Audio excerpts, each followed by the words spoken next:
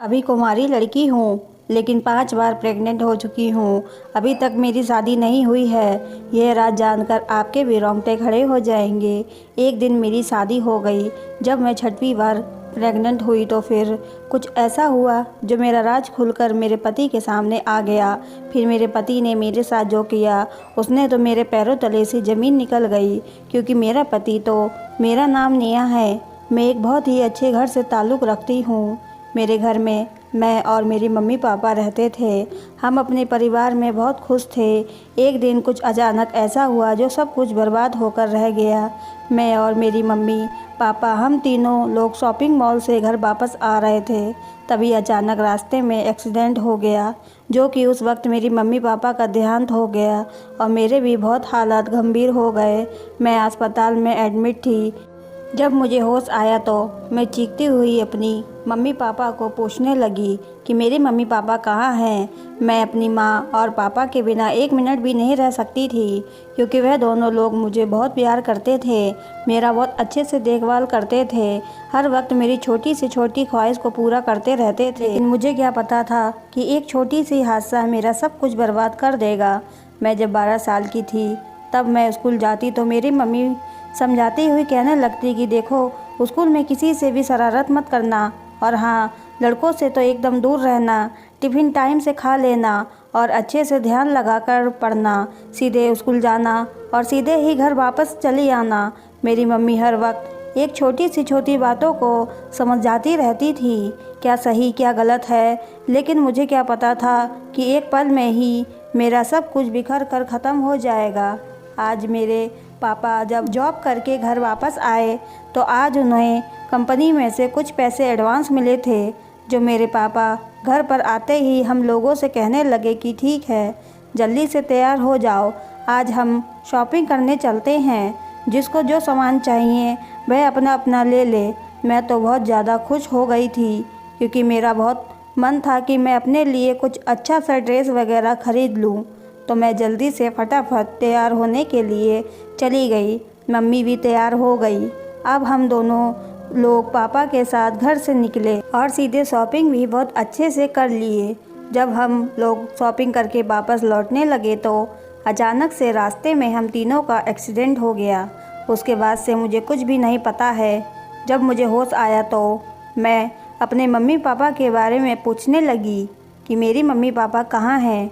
मैं चीखने लगी, चिल्लाने लगी, तो अचानक ही डॉक्टर्स मेरे पास आए और कहने लगे कि तुम आराम करो और तुम्हारी रिश्तेदार में कौन कौन है, तुम नंबर दे दो, मैं उन्हें बुला लेता हूँ। उनके मुंह से ऐसी बातें सुनकर तो मेरे रोंगटे खड़े हो गए। मैं चीखती हुई डॉक्टर साहब से पूछने लगी कि आप बताएंगे मेरे मम्मी पापा कहाँ हैं। तो डॉक्टर ने रुआसा होकर कहने लगे कि तुम्हारे मम्मी पापा के तुरंत ही मृत्यु हो गई है, बस तुम जख्मी थी, कुछ लोग तुम्हें यहाँ लेकर आए हैं।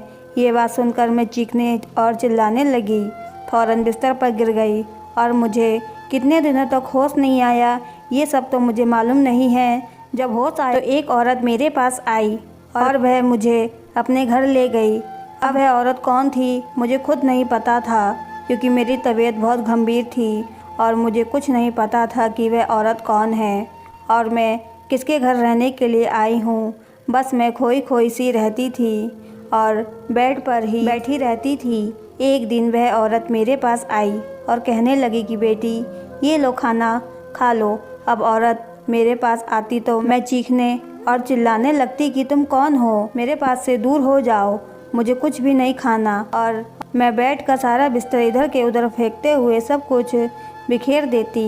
एक दिन उसका बेटा मेरे पास आया और मुझे खींच के चाटा मारा और कहने लगा कि तुम्हें ज़रा भी तमीज़ नहीं है, मेरी माँ तुम्हें अस्पताल से लेकर आई और खाना तुम्हें देने के लिए आई है और इस पर तुम चीखने चिल्लाने लगी। जब मेरी माँ ने डांटते हुए मेरे पास आई तो कहने लगी, खबरदार, इस तरीके से मैंने आज के बाद तुम्हें डांटते हुए देखा तो खैर नहीं। मेरी माँ रोती हुई खाने की प्लेट उठाई और कमरे से बाहर चली गई। वह लड़की एक तरफ मायूस होकर बैठ गई और अब मैं नेहा के पास गया तो उसे समझाने लगा कि देखो, तुम अच्छे से रहा करो। लेकिन वह फिर भी चीखते चिल्लाते हुए कहने लगी कि मुझे अपने मम्मी पापा के पास जाना है, मेरे मम्मी पापा कहाँ हैं। अब मैं उसे कैसे बताऊं कि उसके मम्मी पापा का देहांत हो गया है और तबीयत ख़राब होने की वजह से उसे कुछ भी याद नहीं है। मैं उसे उसी के कमरे में छोड़कर अपने कमरे में चला गया। मेरी माँ मेरे पास आई और मुझसे कहने लगी, देखो बेटा, उसकी तबीयत बहुत ख़राब है। डॉक्टर ने कहा है कि अगर उसे हमें सही करना है तो उसी के मुताबिक हमें रहना होगा। वह जो कहेगी हमें वही करना होगा। इसलिए हम उसको डांट नहीं सकते, बस केवल उसे प्यार से समझा सकते हैं और उसे हर चीज़ सिखा सकते हैं, क्योंकि उसकी दिमागी हालत भी कुछ ठीक नहीं है। मेरी माँ कहते कहते उसकी आंखों से आंसू निकलने लगे और मैं बोला, माँ आप फ़िक्र ना करें, वह बिल्कुल ठीक हो जाएगी। अभी हम दोनों यही सब बातें कर रहे थे कि किचन से बर्तनों की आवाज़ आई। फिर फ़ौरन मैं और मेरी मम्मी किचन की तरफ चले गए। किचन की तरफ जाकर फिर हम दोनों ने जो देखा उसे देखकर हमें थोड़ा सा खुशी मिल गई, क्योंकि वह जो खाना दुत्कार कर छोड़ देती वही खाना खा रही थी। हम लोग वहीं पर उसे छोड़कर अपने अपने कमरे में चले गए। थोड़ी देर के बाद वह लड़की मेरे कमरे में आई और कहने लगी कि मेरे मम्मी पापा कहाँ हैं, मेरे मम्मी पापा कब आएंगे। उसकी ऐसी हालत देखकर तो ऐसा लगता था कि जैसे उसकी दिमागी हालत बहुत ज़्यादा ख़राब है, थोड़ा थोड़ा पागल का असर भी हो गया है। और फिर हमने उसे समझाते हुए कह दिया कि तुम्हारे मम्मी पापा कुछ दिनों के लिए कहीं दूर चले गए हैं, इसलिए तुम हम लोगों के पास रहोगे। अब उसे अभी नहीं पता था कि मेरी माँ उसकी मौसी हैं और मैं उसका भाई हूँ। फिर नेहा कहने लगेगी, वह औरत कहाँ है। मैं उसे समझाते हुए कहा कि वह औरत तुम्हारी मौसी है, तुम उसे मौसी कहा करो। मेरी बात सुन के कहने लगी कि मौसी कहाँ है। मैंने उसे बगल के कमरे का रास्ता बता दिया। कहने लगी कि ठीक है।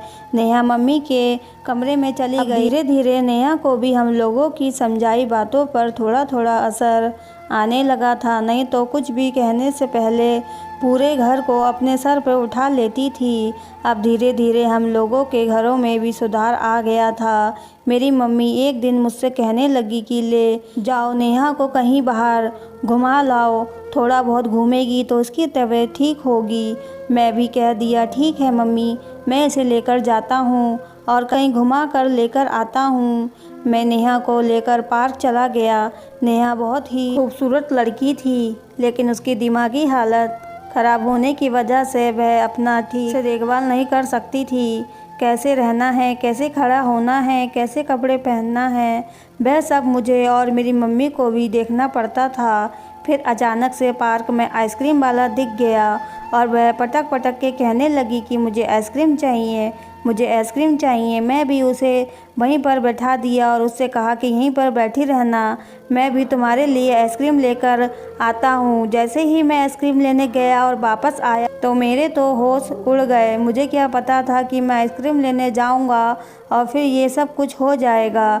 अगर मुझे पहले से ही पता होता तो मैं उसे अपने साथ लेकर जाता। अब मैं बहुत ज़्यादा टेंशन में आ गया था। जब मैं वापस आया तो वहाँ पर नेहा नहीं थी। अब मैं पूरे पार्क में इधर उधर ताक झाँक करने लगा, लेकिन मुझे कहीं भी नहीं मिली। अब मैं बहुत ज़्यादा डरने लगा था कि आखिर नेहा गई तो गई कहाँ। वह बहुत ही ज़्यादा खूबसूरत थी, इसलिए मुझे बस एक ही चीज़ का डर था। वैसे भी उसका दिमाग सही नहीं था, लेकिन मेरे मन में बहुत ही अजीब अजीब ख्याल आने लगा, क्योंकि मेरी मम्मी उसकी जिम्मेदारी मुझे देखकर बाहर घूमने के लिए भेजी थी। अगर उसे कुछ हो जाए तो मेरी मम्मी भी जीते जी मर जाएंगी, क्योंकि नेहा की मम्मी पापा के मरने के बाद बस हम दो लोग थे जो उसकी परवरिश कर सकते थे। मैं लोगों से उसकी तस्वीर दिखाकर इसे उनसे पूछने लगा कि आपने इस लड़की को इधर से जाते हुए देखा है, लेकिन वह लोग देखकर ही कहने लगे कि नहीं, मैंने तो इसे नहीं देखा है। अब मैं पूरी तरह से बहुत ज़्यादा घबरा गया था और कम से कम 4-5 घंटा हो गया मुझे नेहा नहीं मिली। अब मैं रुस्वा होकर घर वापस लौटने लगा तो अब जो मंजर मेरे सामने था उसे देखकर तो मेरे पैरों तले से ज़मीन निकल गई। ये तो देखकर मेरे रोंगटे खड़े हो गए।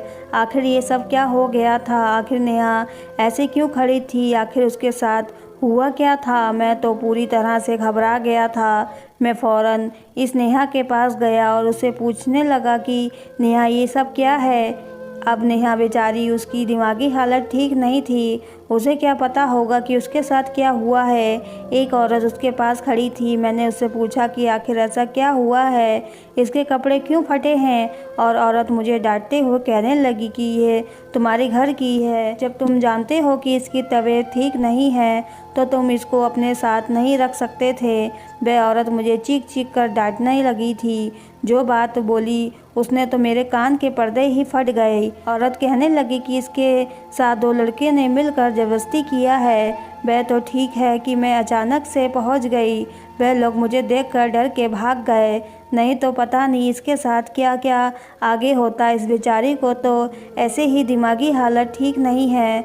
इसे क्या पता रहेगा कि इसके साथ क्या हो रहा है, गलत हो रहा है या अच्छा हो रहा है। हमारी जिम्मेदारी है, इसे तुम ठीक से रखो। वह औरत मुझे समझाते हुए वहाँ से निकल गई। अब मैं उसे लेकर वापस आया और अपनी माँ से कुछ नहीं कहा, नहीं तो मेरी माँ खामोखा परेशान हो जाती और मेरे ऊपर से भरोसा उठ जाता, क्योंकि मेरी माँ बड़े विश्वास से कह कर भेजी थी कि इसकी पूरी तरीके से ध्यान रखना और इसे घुमा कर लाना। मेरी एक लापरवाही की वजह से इसके साथ बहुत ही गलत हरकत हो गया। अब मुझे नहीं पता था कि वे लोग कौन थे। अब नेहा पहले से और भी ज़्यादा मायूस रहने लगी थी। मुझे कहती कि पता नहीं नेहा को क्या हो गया है कि वह अचानक से बहुत खोई खोई सी रहती है। अब मैं माँ से कैसे कहता कि उसके साथ बहुत ही गलत काम हुआ है। अब मैं ये सब बात भी नहीं कह सकता था। मैंने माँ से कहा इसकी फ़िक्र ना करे, इसका वैसे ही तबीयत ख़राब है, इसलिए वह ज़्यादा खोई खोई सी रहती है, धीरे धीरे ठीक हो जाएगी। एक दिन उसकी तबीयत अचानक से थोड़ा ख़राब होने लगी तो मैं उसे अस्पताल लेकर चला गया। माँ घर पर नहीं थी, वह किसी काम से बाहर गई हुई थी, इसलिए मैं उसे अकेले ही अस्पताल लेकर चला गया। जब अस्पताल पहुंचा तो उसे लेडी डॉक्टर के पास एडमिट करा दिया। थोड़ी ही देर के बाद डॉक्टर बाहर निकली और जो बात बोली उसे सुनकर तो मैं कभी अपने सपने में भी नहीं सोच सकता था कि नेहा के साथ इतना गलत हुआ है। अब मुझे खुद से बहुत ज़्यादा नफरत होने लगी। मैं एक लड़का था, आखिर उसकी देखभाल कैसे न कर सका। डॉक्टर निकली और कहने लगी कि एक तो इसकी दिमागी हालत ठीक नहीं है और इसके साथ 5 लोगों ने गलत काम किया है। आखिर तुम लोग इतने लापरवाह कैसे हो सकते हो?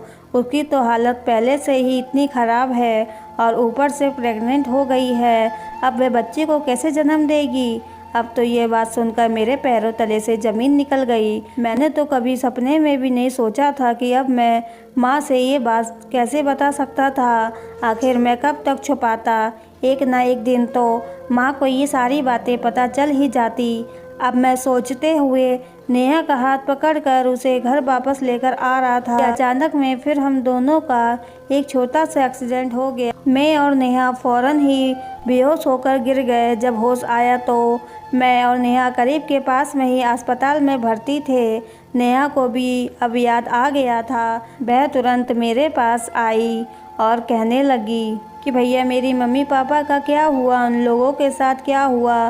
तो मैं उसे कहने लगा कि तुम्हारे मम्मी पापा का देहांत हो गया था और मैं और तुम्हारी मौसी हम तुम्हें अपने घर लेकर चले आए।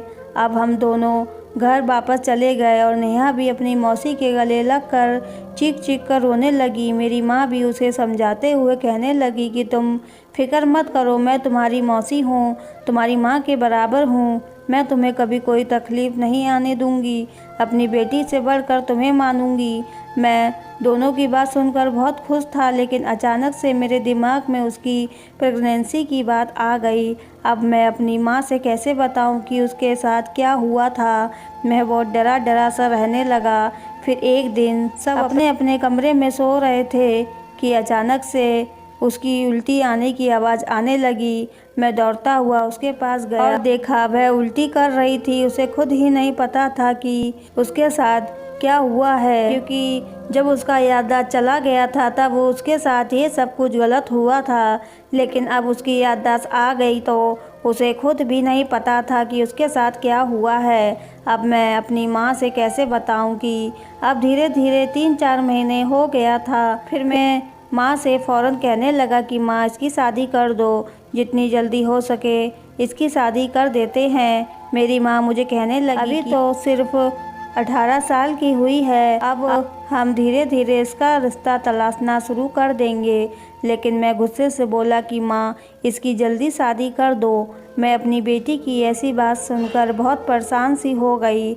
आखिर मेरा बेटा इतनी जल्दी में क्यों था, और मैं फिर बोली बेटे ऐसे थोड़ी ना कर देंगे इसकी शादी, अच्छा घर खानदान देखेंगे फिर उसकी शादी करेंगे।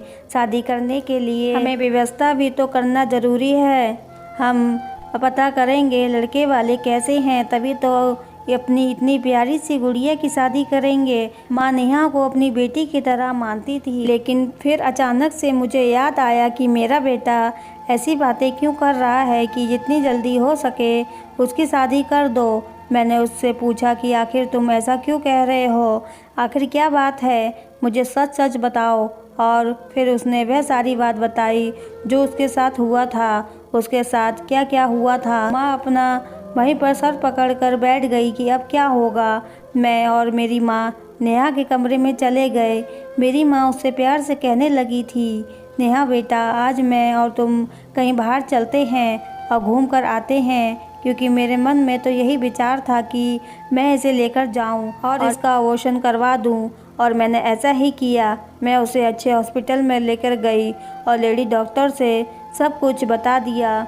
उसने भी मेरी मदद की और उसने उसका अबॉर्शन कर दिया। और मैंने पहले से ही लेडी डॉक्टर को बता दिया था कि ये सब कुछ उसे ना पता चले। उसने भी सुनकर ये सब कुछ कर दिया। जब होश आया तो पूछने लगी कि मौसी मुझे क्या हुआ था। मैं उससे कहने लगी कि तुम खाती पीती नहीं थी ठीक से, इसलिए तुम्हें थोड़ा सा चक्कर आ गया है, इसलिए मैं तुम्हें यहाँ पर लेकर आ गई हूँ। तुम बिल्कुल ठीक हो और घर वापस चलो। मैं उसे घर लेकर आ गई। अब बस मेरे मन में ही ख्याल था कि मैं उसको कोई अच्छे से रिश्ता देकर उसकी शादी कर दूं। मैंने अपने रिश्तेदारों में भी इधर उधर फैला दी थी कि कोई भी अच्छा लड़का हो तो मुझे बता दे, मुझे अपनी नेहा बेटी की शादी करनी है। अभी 10 से 15 दिन हुआ था कि मेरे पड़ोस के ही एक औरत मेरे पास आई और कहने लगी कि मेरे रिश्तेदार में एक लड़का है जो बहुत ही अच्छा है, उसने तुम्हारी बेटी नेहा को भी देखा है। वह खुद मुझसे कह रहा था कि तुम्हारे यहाँ आकर बात करूं कि वह तुम्हारी बेटी से शादी करना चाहता है। मैं तो बहुत ज़्यादा खुश हो गई कि मेरी बेटी की शादी एक बहुत ही अमीर ख़ानदान से हो जाएगी। मुझे तो यकीन नहीं आ रहा था कि मेरी बेटी का रिश्ता उधर से खुद आया है। जिस दिन मैं अपनी बेटी को लेकर हॉस्पिटल जा रही थी, रास्ते में ही उसने मेरी बेटी नेहा को देख लिया था। उसी दिन से उसने पता किया कि ये लड़की किसके घर की है। जब उसे पता चला कि वह मेरी बेटी है, उसने फ़ौरन ही नेहा के लिए रिश्ता भिजवा दिया। अब हम लोग बहुत ज़्यादा खुश थे।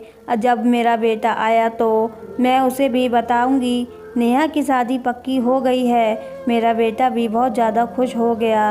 अब नेहा के पास गया और उससे कहने लगा कि तुम्हें ये लड़का पसंद है, तो कहने लगी कि मौसी आप मेरी मान सम्मान हो, आप जा जाओ वहाँ मेरा रिश्ता पक्का कर सकती हो। मैं खुशी खुशी शादी कर लूँगी। मेरे मम्मी पापा के देहांत की बात आप ही तो हो, सब कुछ आप जो कुछ करेंगे मेरे लिए अच्छा ही करेंगे। नेहा के मुंह से ऐसी बातें सुनकर मेरी आंखों से आंसू बहने लगे और मेरा बेटा मेरे पास आया और कहने लगा कि माँ आप फिक्र ना करें, मैं सारी तैयारी कर दूंगा। मेरे घर पर शादी की चहल पहल होने लगी थी। मेरी बहन नेहा भी दुल्हन बनकर बैठी थी। मैं उसके पास गया, उसके सर पर अपना हाथ फेरा और मेरी आंखों में आंसू भी आ गए। नेहा भी मेरी आंखों से आंसू देखकर रोने लगी।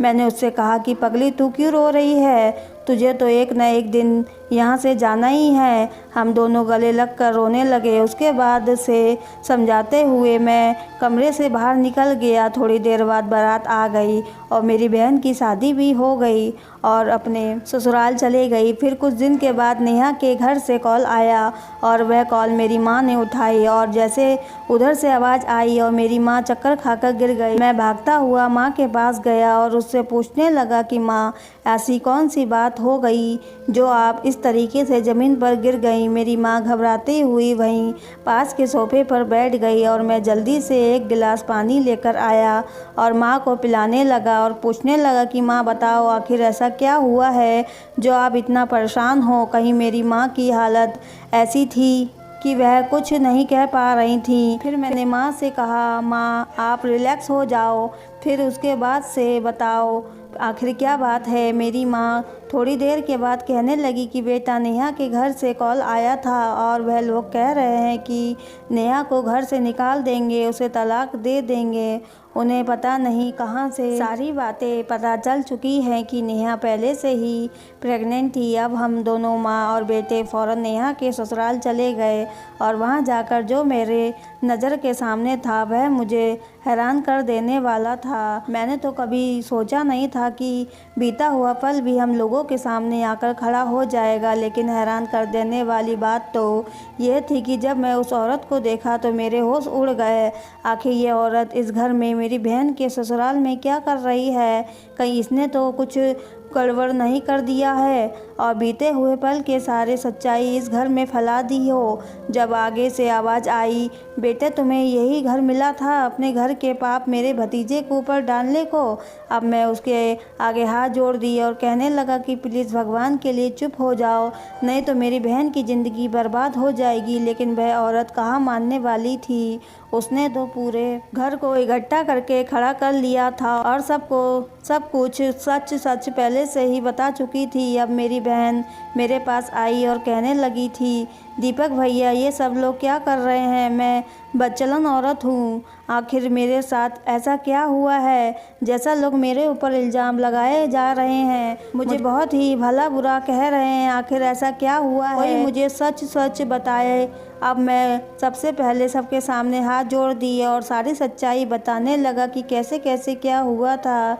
अब सारी सच्चाई सबको पता चल चुकी थी और जो औरत मेरी बहन को बचाई थी वही औरत मेरी बहन की बुआ थी। अब मेरी माँ सबके सामने हाथ जोड़ सबसे माफ़ी मांगने लगी और कहने लगी कि हालात से मजबूर होकर बिना कुछ कहे बिना कुछ बताए हमने ये रिश्ता आप लोगों के घर में कर दिया। हमसे बहुत बड़ी गलती हो गई, लेकिन ये गलती की सज़ा मेरी बेटी को मत दो। यह तो बेचारी, इसे तो खुद नहीं पता था कि इसके साथ क्या हुआ था। उस टाइम तो इसकी दिमागी हालत भी ठीक नहीं थी। इस बेचारी को तो यह भी नहीं पता कि इसके साथ क्या हुआ है।